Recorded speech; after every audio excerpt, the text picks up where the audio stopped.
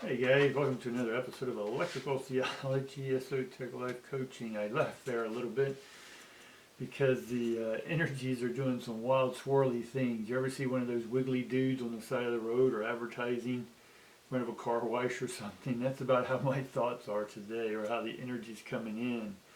And we can ask ourselves, why is this energy coming in the way it is? Right? Well, we'll talk about that today. So welcome to Electrical Theology, Esoteric Life Coaching. My name is Charles, and thank you for joining me.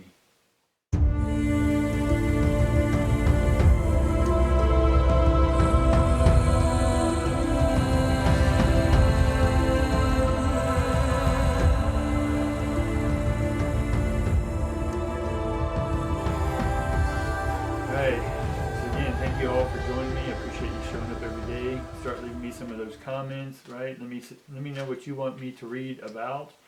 I can read about everything, anything there is out there to read. And so if you want information about anything, if you have a specific thing, leave it in the comments below, along with your likes, along with your sharing, notification bell, and yeah, that you just want to let me know that you're enjoying the content that I'm putting out there for you guys. And so as I started off earlier, is that and we'll get into this woman. We have the happy family, which is awesome. Right? We got a happy family. We got the woman holding her heart, but it is in reverse. But we do have the goddess of the moon. We got her the other day, I think yesterday even. So with these three together, it's basically to have an open heart, or to have a happy family, there has to be an open heart. And there has to be almost a collective, a family collective of a unity of energies, right? What do I mean by that? So many times we see the dynamics of families because we're around each other, and we know each other's ins and outs and ups and downs and faults and talents and all that stuff, and we sort of take them for granted all the time. And then we have these little arguments, bitters, back and forth, banters. Nothing wrong or right about it, but is that, you ask yourself, is that the dynamic you want to have around the family, right? Or do you want your family to be blessed, right? I don't really use that word blessed because it just says be less in it, but I want to be more, right? And so if you want your family to have more compassion, more open-hearted dialogue, and I'd recommend having a heart-to-heart talk, right? Get those feelings out, right? Not that any of us are right or wrong, or any of us' stories are more sobbed than another one, right? Was more sorrowful, I guess would be the right word there, than another one. So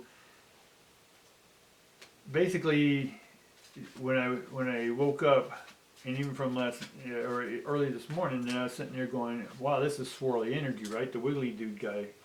And why is this? Why are we getting, or at least I'm getting, and I'm picked up on the collective, so I'm also figuring that you're feeling this. Now we do have Mercury coming in the retrograde. So we may be feeling the beginnings of that wave of Mercury coming in, which messes with our brain, our computers.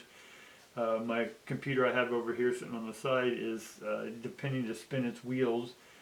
It is an older computer, so I know I need to upgrade. It's about 10 years old, but it still works perfectly, other than the memory gets loaded up, so I have to reboot it every now and then. I love my Macs, but they're good for about 10 years, and then I have to buy another one. So it's time to open up and buy a new one, right?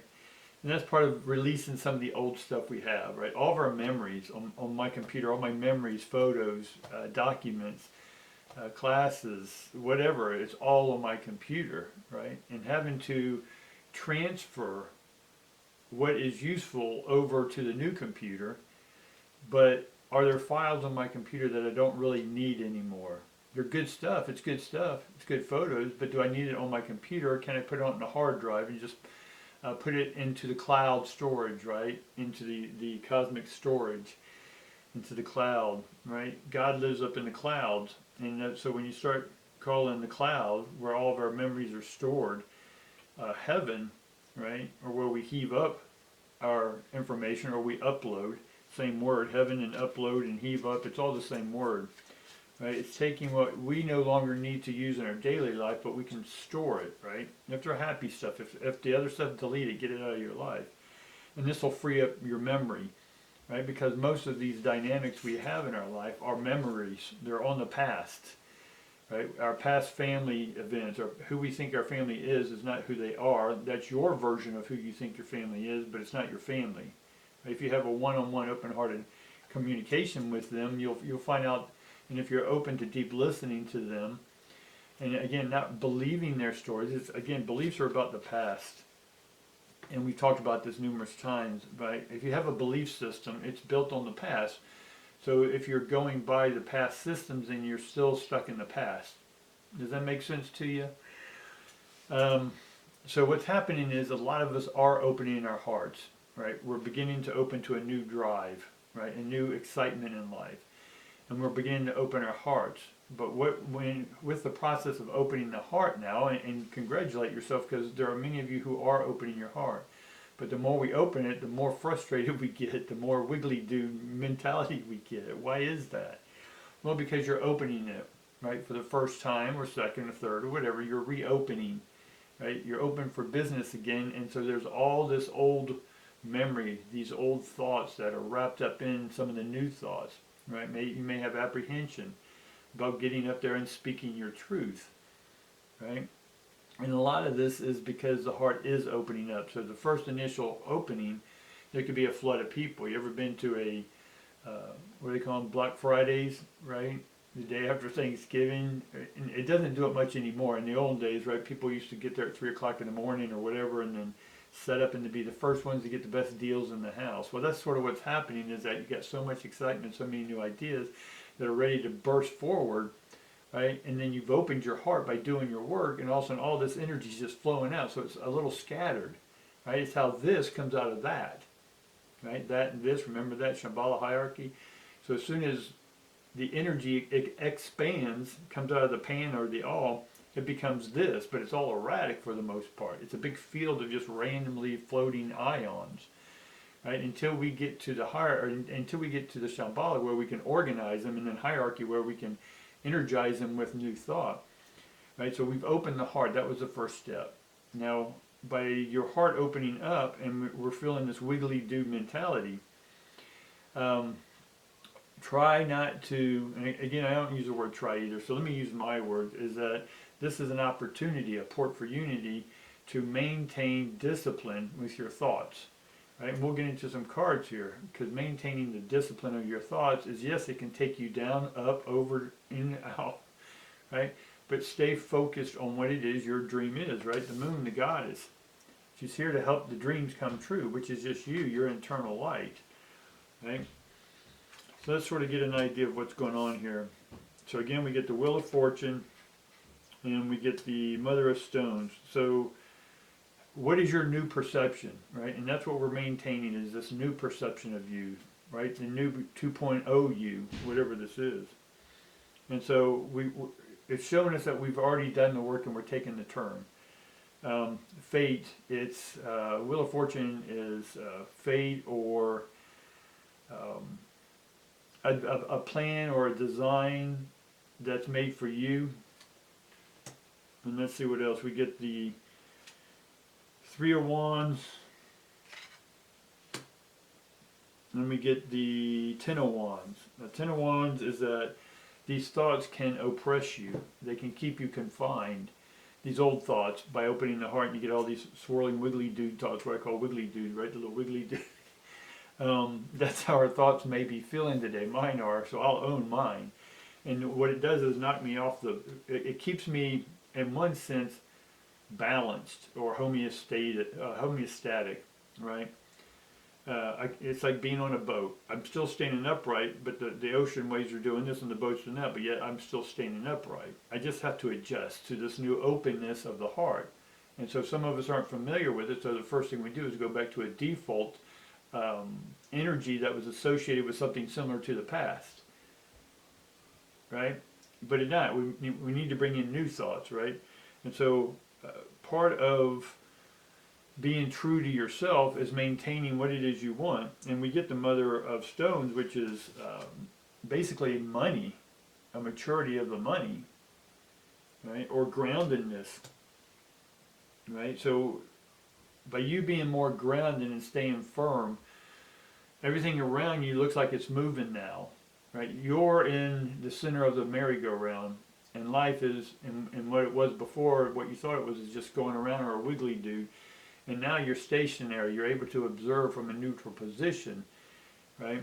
And open that heart up. So when we open the heart up, all this flood of new opportunities come in. But if you allow the thoughts to trap you, and then associate them with something that was similar to the past, then you're not being disciplined, right? Because then you're just going to close the heart down, or you're going to get pessimistic and go, oh, I open my heart and this is the way I feel. What's the reward? Why even do it? Right? But that's the old thought, because something you did in the past didn't work out. So then you're like, why do it at all? Right? So you're bringing in old energy. That's why we've got to take the new energy, store it, give it to the universe, and say, here, store this in the trash, or delete it, or whatever. I don't require it anymore. Right? So let's see what's going to unfold. So again, we get Ace of Stones. So we go from the Mother to Ace of Stones. That's a brand new groundedness, right? This is what's happening right now. The rainstorms are clearing, and the rainbow's coming out. Right? The frequencies are opening up. Red, orange, yellow, green, blue, indigo, and violet. The frequencies are opening up.